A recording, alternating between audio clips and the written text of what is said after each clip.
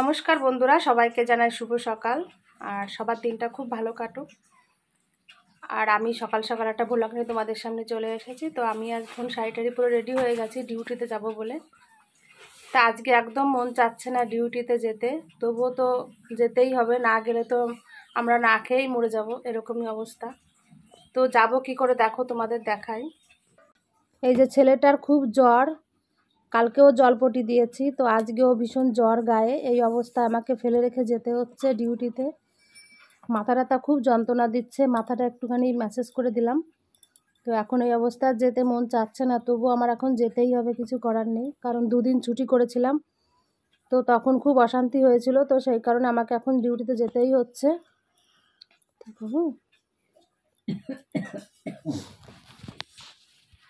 আর এদিকে এই যে তোমাদের দাদা ভাইয়ের দেখো চোখ মুখ ফুলে একদম বিচ্ছিরি একটা ব্যাপার হয়েছে, সারা পা হাত পা সব ফুলে গেছে। দুটো রুগী বাড়ি ফেলে রেখে আমাকে এখন যেতে হচ্ছে ডিউটিতে।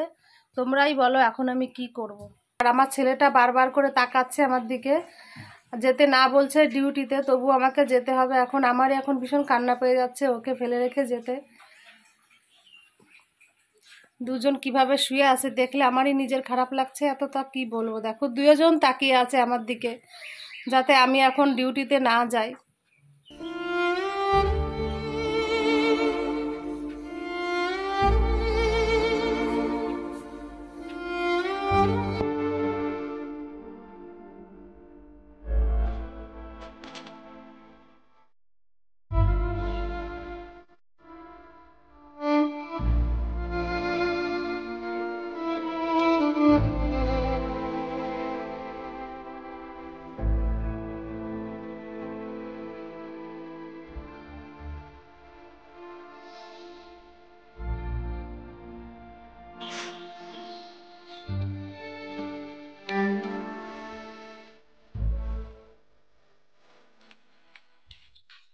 এই আসলাম ডিউটি থেকে বাড়ি এসে আমার সোনাকে দেখছি। আগে এসে বাবা জ্বর কমছে তোমার সোনা? জ্বর কমছে? দেখি গায়ে আছে না? মাথা যন্ত্রণা করছে? সকালে কি খেলে তুমি? ভাত। ঠাম্মা রান্না করছিল? বাবা করেছে। কি বাবা? আজকে তোমার বাবা রান্না করছে? ওরে বাবা রে বাবা, তাহলে সূর্য আজকে কোন দিকে উঠছে সোনা? তুমি চান করবো না এখনো? সোনা বাবা, বাবা চলো দেখি, জ্বর হয়েছে, চান করো। চান করলি ওই জ্বর জ্বরে সব কমে যাবে, দেখো। হ্যাঁ শোনা, মাথা যন্ত্রণা করছে?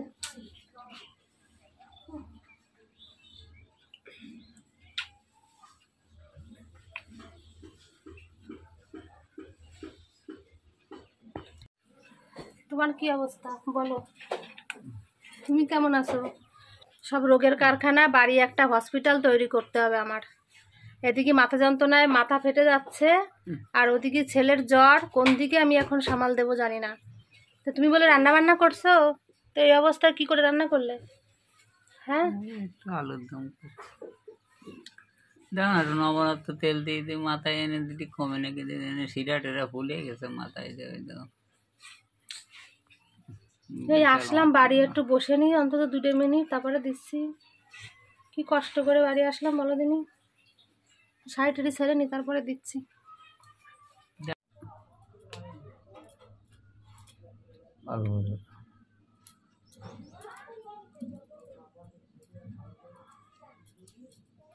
তো বিশাল ঠান্ডা তেল, চোখের উপর দিতে পারতো না? না বেশি জ্বলবে না, তারপরে চোখের উপরে জ্বলে না, হালকা ঠান্ডা মনে হবে। এমনি চোখ টোক ফুলিছে বলবো না।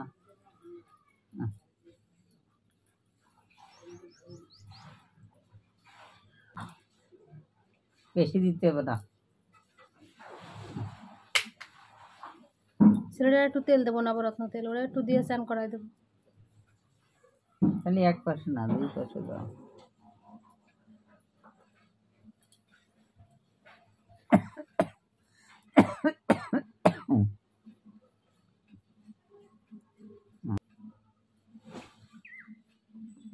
টানো টানো টানো না, এরকম টানলি ভিতর নাকে চলে যাচ্ছে অলরেডি। দাও। এ বাবাই, বাবাই তুই নবরত্ন তেল নিবি একটু মাথায়? শোনা চালটা করার দিই।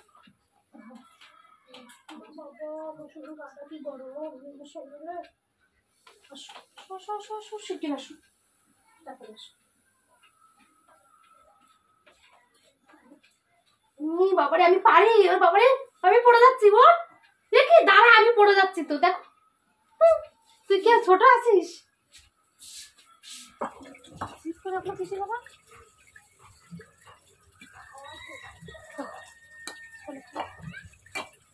নবরত্ন তেল নিয়ে আসে, ওই তেল নিয়ে একটু চালটা করে মা।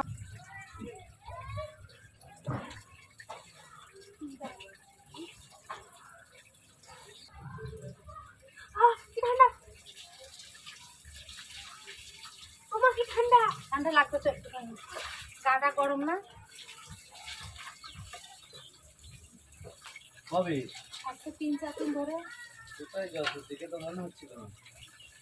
রাত্রি করে জ্বর হচ্ছে, কালকেও 2 মাস জ্বর হচ্ছে।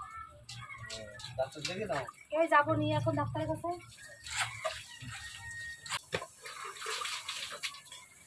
ওদিক ঘোর, ওদিক ঘোর।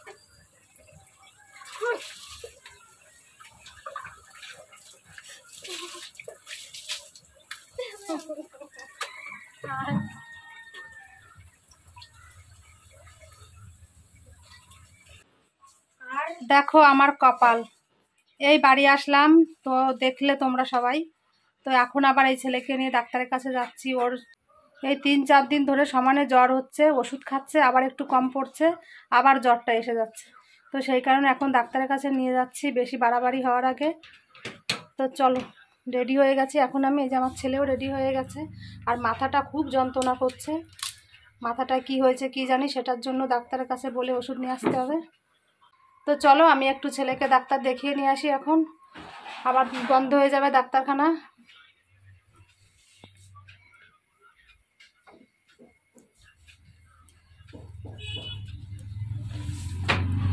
ভাগ্য করে একটা জন্ম নিয়েছি বটে আমি।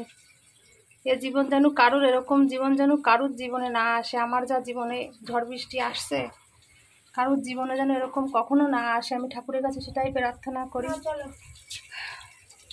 চলো চলো ডাক্তার, একটু দরজাটা দে বাবা, এখানে দরজা দিয়ে।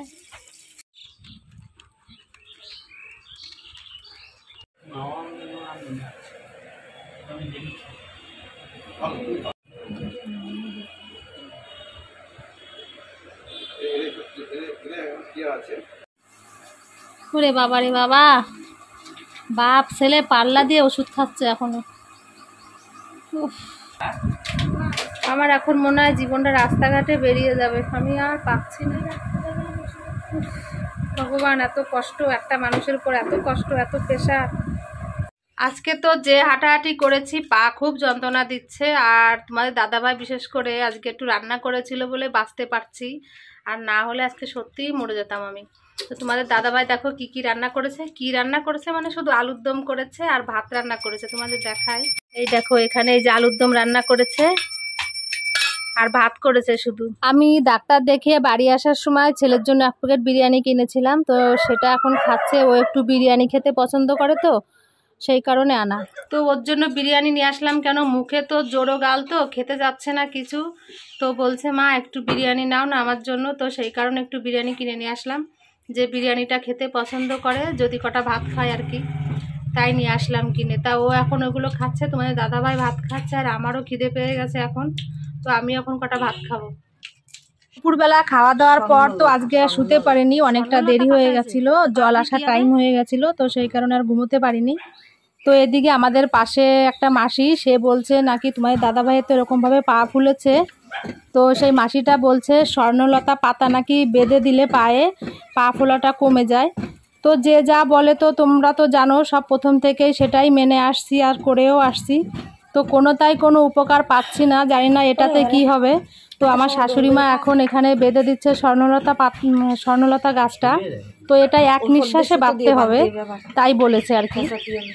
তো সেইভাবে মা এখন বেঁধে দিচ্ছে এখানে, আর বাঁধাও হয়ে গেছে, কিন্তু যাতে খুলে না যায় সেই কারণে সুতো দিয়ে ভালো করে আবারও ওই স্বর্ণলতা গাছের উপর দিচ্ছে যাতে ভালোভাবে থাকে আর কি।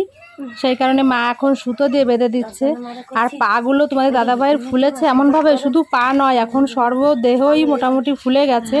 চোখ মুখ তো এখন আর দেখাই যাচ্ছে না, যা অবস্থা হয়েছে। জানি না কি হচ্ছে, অথচ আমি কিডনির পরীক্ষা করেছি, রক্ত পরীক্ষা, তো কিডনিতেও কোনো প্রবলেম নেই, সবটাই মোটামুটি ভালো আছে, কিন্তু এরকম করে ফুলছে কেন আমরা কিছুই বুঝতে পারছি না। দেখো কিভাবে চোখ মুখ সব ফুলেছে, দেখলে পরে খুব খারাপ লাগে, এতটা খারাপ লাগে তো সেটা কি বলবো। আর আমরা সারাদিন দেখি তো আমাদের মনের ভিতর সবসময় একটা অশান্তি লেগেই থাকে। তো আমাদের এখন খাওয়া দাওয়া মোটামুটি সব কিছুই বলতে গেলে বন্ধ হয়ে গেছে ওকে দেখে। তো এই রোগটা ভগবান কবে যে ঠিক করবে, কি আদেও ঠিক করবে কিনা সেটাও আমরা বুঝতে পারছি না। আমার ভিডিওটি আমি এখানেই শেষ করছি, আর তোমাদের দাদাভাই কেমন থাকে আমি সবটাই বলবো।